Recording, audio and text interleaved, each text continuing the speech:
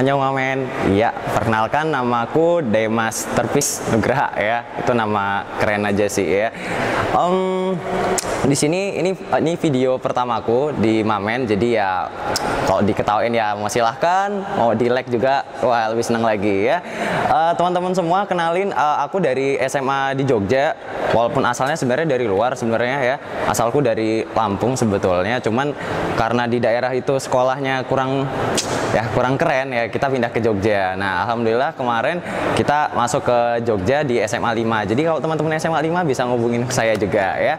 Saya angkatan 2009 sebetulnya ya, angkatan 2009 dan saat ini alhamdulillah banget saya kuliah di kampus Universitas Gadjah Mada, Fakultas Visipol, jurusan Ilmu Komunikasi. Nah, karena cita-cita saya ketika SMA adalah saya pengen jadi seorang public speaker. Katanya keren public speaker itu. Ya, walaupun sebetulnya ya di mana-mana banyak public speaker, cuman ya saya sangat suka sekali dengan public speaker. Terus cerita saya masuk jurusan itu gimana ya? Nah, jadi ketika itu saya lulus SMA ketika tahun 2009, saya dari IPA karena saya nggak tahu apa-apa waktu itu disuruh masuk IPA ya ikut masuk IPA aja. Saya daftar di UGM waktu itu lewat jalur UM ya, ujian tulis. Cuman pada waktu itu saya nggak diterima di komunikasi ya, saya keterima di pilihan ketiga. Ya saya mau nggak mau ya sudahlah terima saja ya kayak gitu, saya terima aja. Cuman yang membuat saya kembali yakin untuk berjuang kembali adalah ketika di masa semester akhir, walaupun di jurusan sebelumnya nilai saya cukup memuaskan untuk ukuran anak di kampus ya, cuman saya kayaknya setiap dengerin radio ingat komunikasi lagi, setiap saya nonton TV saya ingat komunikasi lagi, setiap saya masuk ke mall saya ingat komunikasi lagi. Makanya saya coba daftar, alhamdulillah banget ya, satu pilihan lolos di UGM ya, sesuatu banget gitu loh buat gue ya.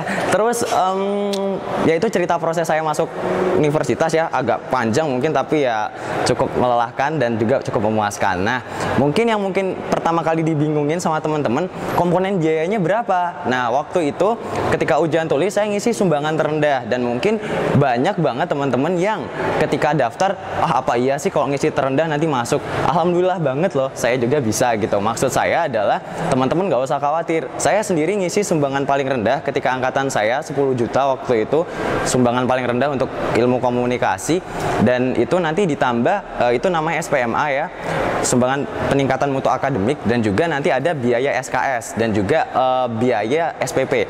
Biaya SPP-nya 500.000 dan juga biaya per SKS-nya itu untuk IPS itu 60.000. Jadi totalnya saya sekitar 12 jutaan, 12 juta koma sedikit lah ya kayak gitu. Nah, cuman lagi-lagi saya nggak perlu musingin itu karena emang itu cita-cita saya. Terus waktu itu saya daftarnya gimana? Saya daftarnya cuma transfer aja ke Bank Mandiri. Saya cuma ngikutin apa yang sudah ditulisin di UGM. Di situ kan sudah ada di website UGM, um.ugm.ac.id, dan juga saya tinggal ngikutin aja. Saya ngambil IPC ya, karena saya dari IPA, saya masuk ke IPS, saya masuk ke IPC. Tapi pada waktu itu saya daftarnya langsung IPS. Saya nggak mau main-main lagi, satu pilihan tembus, alhamdulillah banget ya.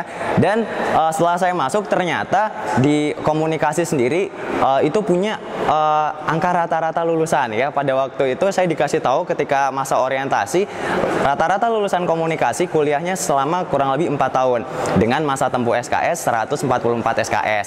Dan waktu kuliah ya memang sempat bingung ya, apalagi teman-teman yang dari IPA. Kenapa? Karena ketika saya dari IPA saya dibiasakan untuk menghitung ya, saya biasa menghitung, saya kerja di lab gitu, terutama di pengalaman sebelumnya. Tapi ketika saya masuk di IPS saya dibiasakan menulis. Nah, makanya ketika saya masuk pertama kali ada di situ nama mata kuliahnya dasar-dasar penulisan. Nah, aku senang banget itu bisa belajar di situ. Kenapa? Karena bisa berubah paradigma. Nah, bisa berubah pikiran ya, yang dari IPA bisa pindah ke IPS. Dan itu merupakan salah satu mata kuliah favorit saya. Selain ada juga yang paling utama, yaitu public speaking, di mana saya bisa diajarkan ngobrol ya, saya biasa diajarin ngomong. ternyata ngomong itu nggak mudah, tapi bisa dipelajari.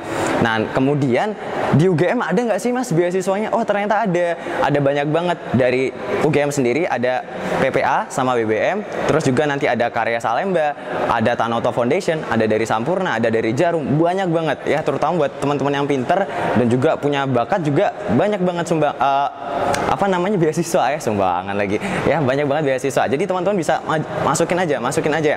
Yang penting ketika teman-teman terutama yang dari luar Jogja ya, karena saya juga dari luar Jogja, siapin aja surat penghasilan orang tua karena itu yang penting. Selain itu nanti butuh juga nanti kayak kartu keluarga ya, beberapa juga butuh akte sih, cuman ya itu aja bisa teman-teman siapin sejak teman-teman datang ke Jogja.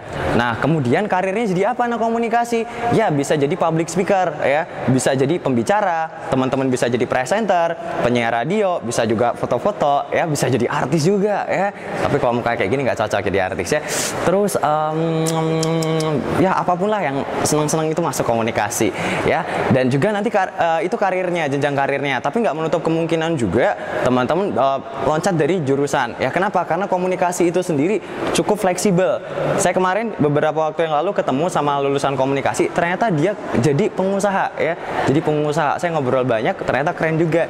Jadi ilmunya bisa diterapin juga di bidang keahlian dia. Nah, kemudian Mas, gimana kalau saya nggak diterima di UGM? Akankah hidup saya berakhir? Oh, tenang saja ya. Kenapa? Karena ketika saya masuk UGM sendiri, saya sudah menyiapkan plan B-nya. Ya, karena saya suka ilmu komunikasi, saya menyiapkan ya, di Jogja di mana lagi ya komunikasi ya. Ternyata setelah saya datang ke Jogja, bukan ke Jogja ya, setelah saya telusuri, di Jogja itu banyak komunikasi. Yang pertama ada di UMY ya. Saya pernah baca di sebuah blog anak komunikasi UMY, keren banget tulisannya, saya baca di situ. Kemudian ada juga di UPN. Di UPN itu katanya ceweknya cakep-cakep ya.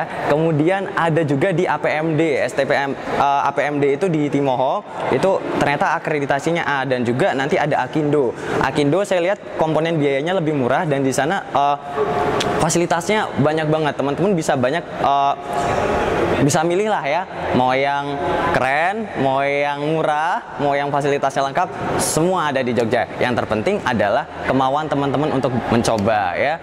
Kenapa? Karena kuliah itu cuma gitu-gitu doang aja ya. Yang penting teman-teman punya semangat untuk maju.